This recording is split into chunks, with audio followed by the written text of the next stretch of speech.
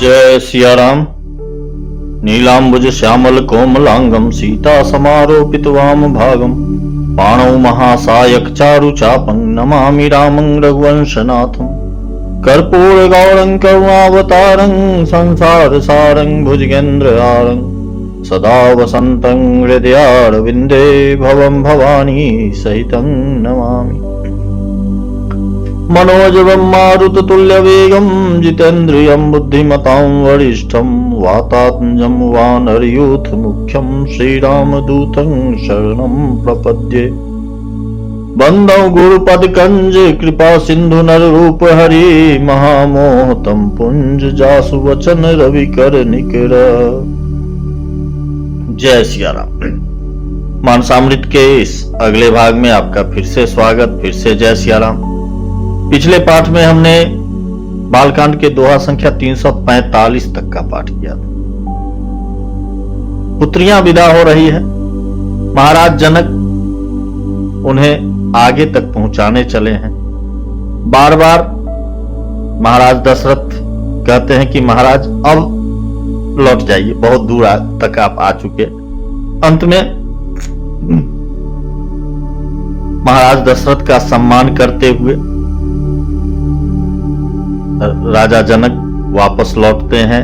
महाराज दशरथ भी उनका काफी सम्मान करते हैं। उसके बाद जनक जी मुनिगणों से मिलते हैं, उनसे आशीर्वाद लेते हैं, सभी जामाताओं से, दामादों से मिलते हैं और खासकर विशेषकर श्री राम से मिलते हैं और उनकी काफी विनती और प्रशंसा करते हैं कि आप जो मुनियों और महादेव जी के मन रूपी मानसरोवर के हंस हैं, तो आपकी मैं बड़ाई, आपकी विनती, आपकी प्रशंसा कैसे करूं। करोड़ों शेषनाग और सरस्वती जी भी मेरे भाग्य और आपके गुणों की गाथा नहीं कह सकते। भगवान श्री राम अपने ससुर जी का पिता, गुरु और महर्षि वशिष्ठ विश्वामित्र के समान सम्मान देते हुए उनको संतुष्ट करते हैं। फिर भरत, लक्ष्मण और शत्रुघ्न से मिलते हुए महाराज जनक वापस हो जाते हैं।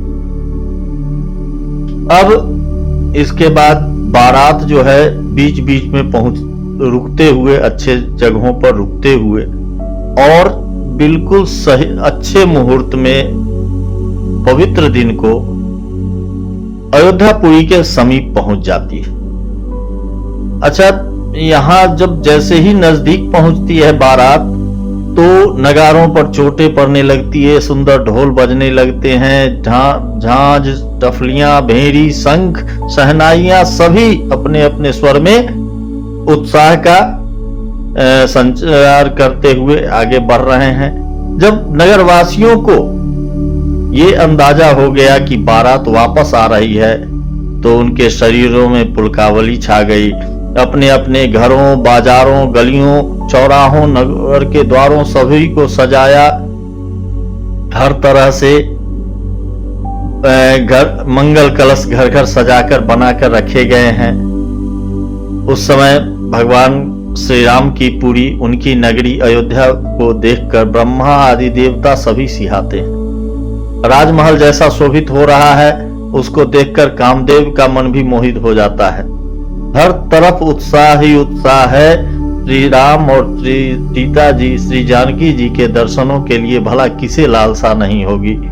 तो अग्नि स्त्रियां झुंड के झुंड मिलकर चल रही हैं और इतने सुंदर गीत गा रही हैं, लगता है जैसे सरस्वती जी ही बहुत सारी वेश धारण करके अपने संगीत का माधुर्य बिखेर रही हैं।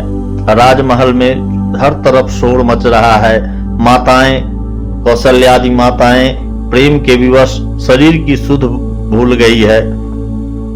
उन्होंने गणेश जी और त्रिपुरारी शिव जी का पूजन करके बहुत सारा दान दिया और ऐसी परम प्रसन्न थी मानो अत्यंत दरिद्री जो है उसे चारों पदार्थ प्राप्त हो गया हो। यहां तक का पाठ हमने किया था। दोहा संख्या 345। अब इसी दोहे से पाठ को आगे बढ़ाते हुए आगे का पाठ। जय सिया राम। दिए दान विप्रन विपुल, पूजी गणेश पुरारी, प्रमुदित परम दरिद्र जनु, पाई पदार्थ चारी। दोहा संख्या 345। आगे। मोद प्रमोद विवश सब माता, चलहि न चरण शिथिल भय गाता, राम दरस हित अति अनुरागी, परिछन साज सजन सब लागी। सुख और महान आनंद से विवश होने के कारण सभी माताओं के शरीर शिथिल हो गए, उनके चरण चलते नहीं हैं। श्री रामचंद्र जी के दर्शनों के लिए वे अत्यंत अनुराग में भरकर परिछन का सब सामान सजाने लगे। विविध विधान बाजने बाजे, मंगल मुदित सुमित्रा साजे, हरद दूब दधि पल्लव फूला, पान पूग फल मंगल मूला। अनेकों प्रकार के बाजे बज रहे हैं। सुमित्रा जी ने आनंद पूर्वक मंगल साज सजाए। हल्दी, दूध, दही, पत्ते, फूल, पान और सुपारी आदि मंगल की सारी वस्तुएं, मूल वस्तुएं, अक्षत अंकुर लोचन लाजा, मंजुल मंजरी तुलसी विराजा, छुहे पुरट घट सहज सुहाए, मदन शकुन जनु नीर बनाए।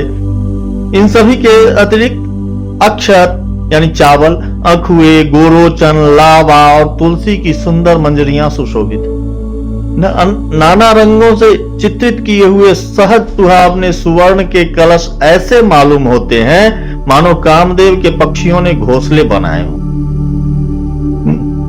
सगुन सुगंध न जाहि बखानी, मंगल सकल सजहि सब रानी, रची आरती बहुत विधाना, मुदित करहि कल मंगल गाना। शकुन की सुगंधित वस्तुएं बखानी नहीं जा सकती। तब रानियां संपूर्ण मंगल साज सज रही हैं। बहुत प्रकार की आरती बनाकर वे आनंदित हुई सुंदर मंगल गान कर रही हैं। कनक थार भरी मंगलनी, कमल करनि लिए मात, चली मुदित परिछन करन, पुलक पल्लवित गात। सोने के थालों को मांगलिक वस्तुओं से भरकर अपने कमल के समान कोमल हाथों में लिए हुए माताएं आनंदित होकर परिछन करने चली। उनके शरीर पुलकावली से छा गए हैं।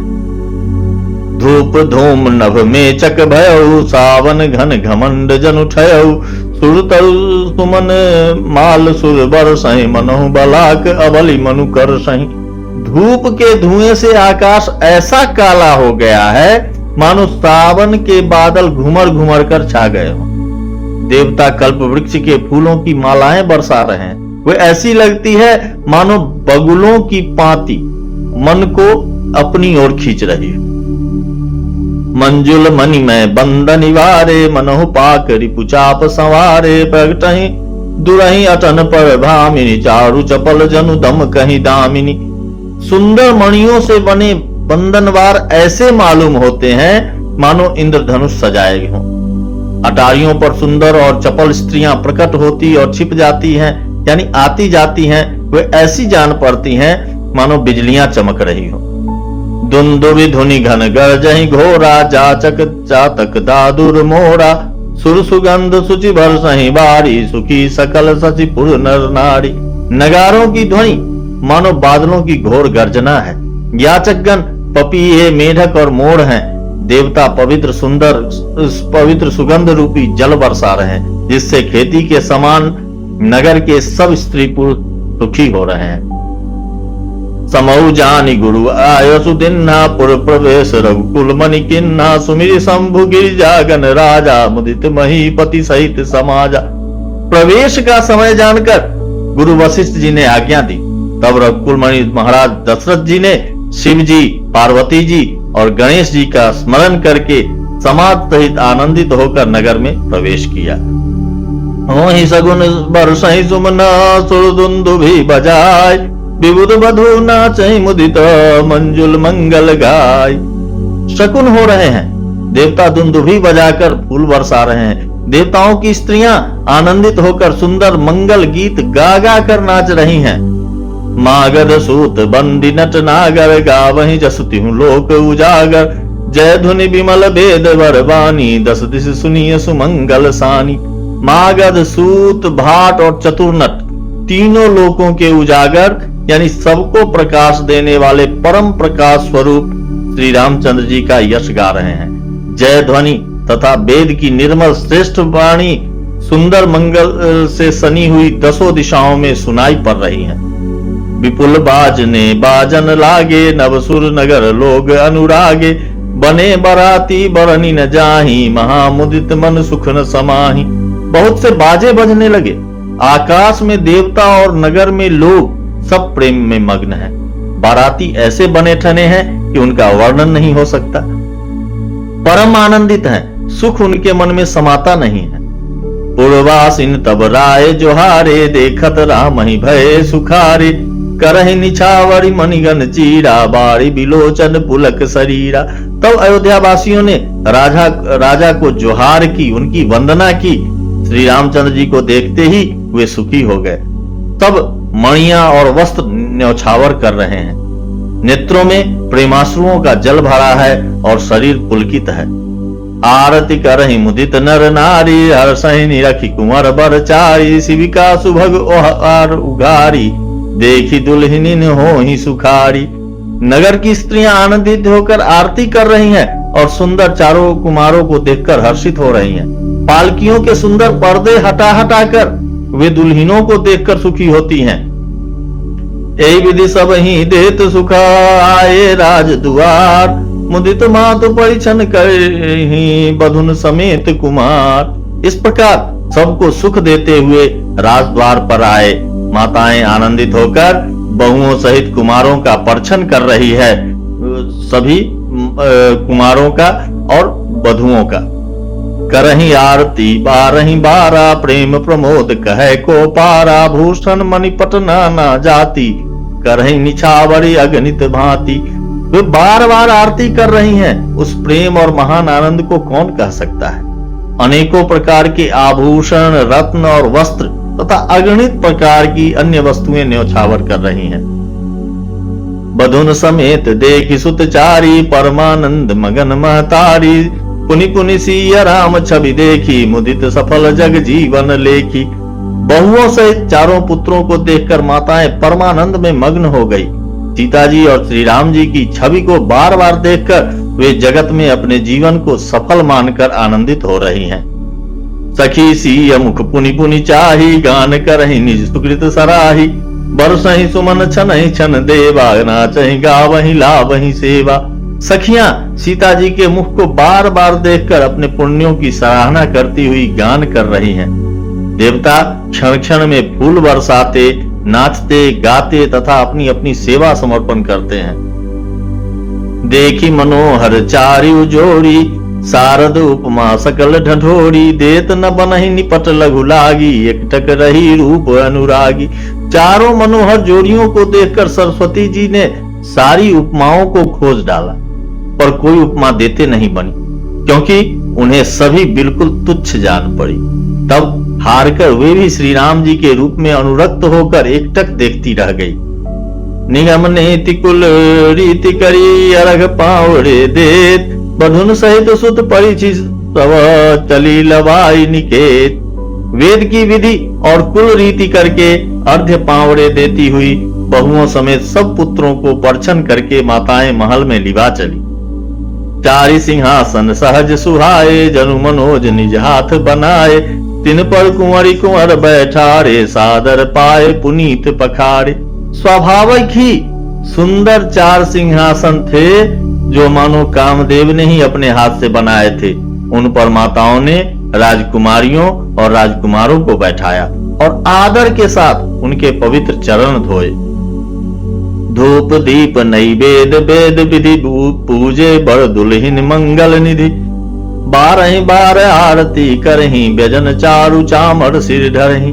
फिर वेद की विधि के अनुसार मंगल के निधान दूल्हा की दुल्हिनों की धूप दीप और नैवेद्य आदि के द्वारा पूजा की। माताएं बारंबार आरती कर रही हैं और वर वधुओं के सिरों पर सुंदर पंखे और चंवर ढल रहे हैं। वस्तु अनेक निछावरी होहि, भरी प्रमोद मातु सब सोहि, पावा परम तत्व जनु जोगी, अमृत लहु जनु संतत रोगी। अनेकों वस्तुएं निछावर हो रही हैं। सभी माताएं आनंद से भरी हुई ऐसी सुशोभित हो रही हैं मानो योगी ने परम तत्व को प्राप्त कर लिया हो। सदा के रोगी ने मानो अमृत पा लिया हो। जन्म रंक जनु पारस पावा, अंधई लोचन लाभ सुहावा, मूक बदन जनु सारद छाई, मानो समर सूर जय पाई। जन्म का दरिद्री मानो पारस पा गया, अंधे को सुंदर नेत्रों का लाभ हो गया, गूंगे के मुख में मानो सरस्वती जी आ विराजी, और शूरवीर ने मानो युद्ध में विजय पाली। यही तुकते सत कोटि गुना, पावहि मातु आनंद, भाइन सहित बियाहि घर, आए रघुकुल चंद। इन सभी सुखों से भी 100 करोड़ गुना बढ़कर आनंद माताएं पा रही हैं, क्योंकि रघुकुल के चंद्रमा श्री राम जी विवाह करके भाइयों सहित घर आए हैं। लोक रीति जननी करही, बर दुल्ही सकुचाहि, मोद विनोद बिलो की बर, राम मनहि मुस्काहि।